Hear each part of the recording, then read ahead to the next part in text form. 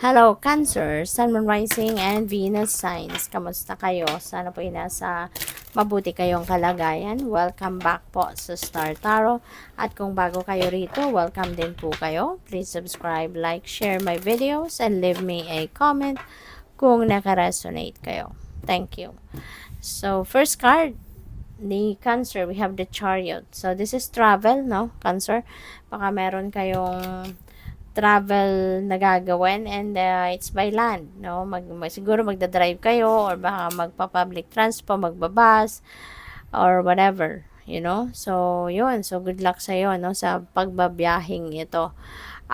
This is also moving on energy. Okay? So, maaaring meron din kayong sitwasyon na panggagalingan dito na mapagtatagumpayan ninyo. Kaya handa ka nang mag-move on. Handa ka nang you are ready to tread towards a different path in your life, no? Kaya good luck sa you dyan. We also have the Knight of Wands. Ayan. So, this also signifies travel, no? Si Knight of Wands. At magmamadali ka. Cancer. Kung ano man itong travel na to, maybe it's going to require you to, to travel agad-agad or po pwedeng yung travel na to kung ano man ang sadya mo rito sa travel na ito, pa pwedeng kailangan mong maging ready ka, no? Mentally, emotionally, and physically as well. Kasi it might require you to make a decision agad-agad. It might require you to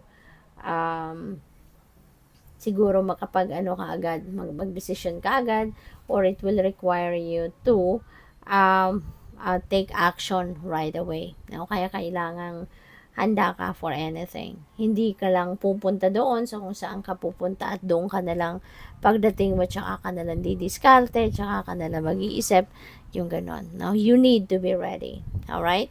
So, we also have the Seven of Pentacles. Ayan. So, ang iba sa inyo parang naghihintay.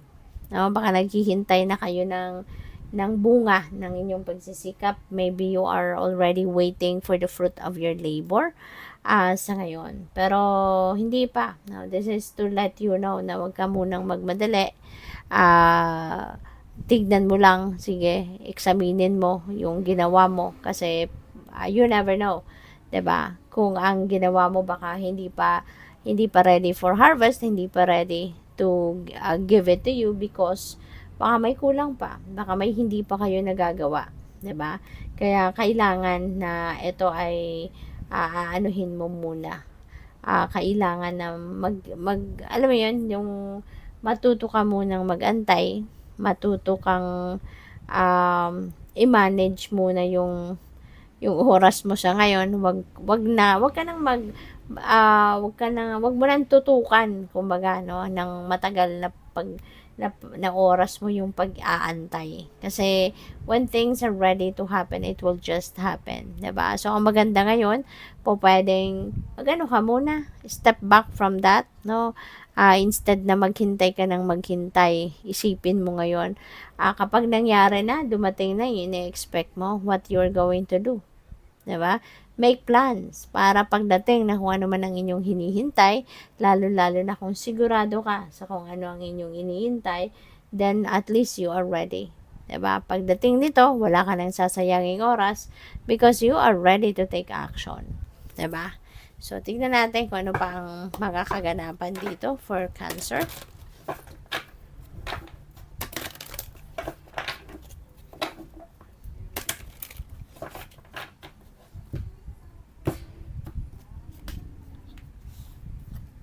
So, we have material and spiritual prosperity. Napakaganda, 'di ba? Hindi lang material na bagay, hindi lang kaperahan ang magkakaroon ng kasaganaan kayo, but also on a spiritual level, 'di ba? So, mas marami din kayo ditong mas malalim na ngayon ang inyong understanding, mas magiging malalim na ngayon yung inyong kaalaman, no, regarding your existence or relationship with other people, with God, yung mga ganon. So, congrats sa'yo. Kasi, unang-una, yan, magkakaroon kayo ng prosperity and abundance. Recognition and reward, no? Maaaring yung reward na to, there is money. No? Maaaring yung reward na yan is financial reward. At pwedeng galing yan sa trabaho mo. pwedeng galing sa pag-aaral, pwedeng ganon. And mararecognize, no, yung trabaho mo, mararecognize mismo yung effort mo, mararecognize yung great job, no, na ginawa mo rito, yung performance mo. Kaya pwedeng yan, mabibigyan ka nga ng financial reward. Emotional loss, for some of you, Cancer, maybe you have lost someone. Yun na napipick up ko dito. Maybe you have lost someone in the past. Maaring mahal mo sa buhay ito. Pwedeng kapamilya mo or pwedeng kaibigan mo, malapit sa puso mo. Maybe you're still grieving, pwedeng hindi mo pa rin na-overcome ang loss na to, and hanggang ngayon you're still grieving, malungkot ka pa rin, or pwedeng, ramdam mo pa rin yung sakit, no, ng mawalan ng mahal sa buhay. Pero yeah, it's just honor your feelings. Okay? Feel your feelings kasi magiging makakatulong yan na maging mabilis ang pag-accept mo sa sitwasyon if you are not going to suppress kung ano man ang inyong nararamdaman. At saka, it's a process. Diba? Healing is a process. Wala naman talagang shortcut dito. So, eventually, one day, mararamdaman mo na rin na matatanggap mo na rin na ganun talaga ang buhay. Diba? Some people come and go sa buhay natin. And we should accept that. No? Kasi lahat naman tayo, we have kanya-kanyang mission sa buhay. When those people have finished their mission on earth, or yung mission nila sa'yo, ganon, they will go. No? They will go. Ganon din tayo, 'di ba? Kapag kunyari, tapos na din ang mission natin sa isang tao, 'di ba? Minsan bigla na lang din tayo nawawala sa buhay nila. Hindi na natin sila kinakausap, hindi na tayo nakikipag-communicate sa kanila, and hanggang sa totally mawala na yung connection natin sa kanila. And it's because our mission with them is done. 'Di ba? Ganon. So iba-ibang sitwasyon, but yes, we need to understand that people come and go sa buhay natin. Na, yun nga lang, 'di ba? Sometimes we lose the person, no, in death. Meron naman tayong nawawala sa buhay natin, no, dahil 'di ba, pagtapos na nga ang mission natin, yun, napuputol na lang yung connection natin, napuputol na lang yung pagkakaibigan natin, yung mga ganun ba. So there are different scenario sa buhay. But yes, ito, someone, you have lost someone dito, and yun, masakit pa rin sa loob mo, hindi mo pa rin ito na-overcome. But eventually, time will come na maghihilom ka din. So, we have Archangel Michael. Wow, beautiful. Now, Michael provides protection and strength.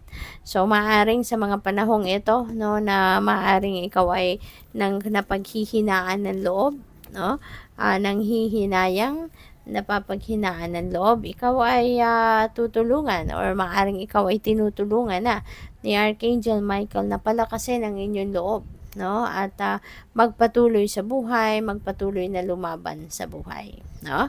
So yes, this is a guarantee ni Archangel Michael sa'yo na nandiyan siya, no, para proteksyonan ka at palakasin ang inyong kalooban. So excuse me lang po, nalaglag yung isa mong card.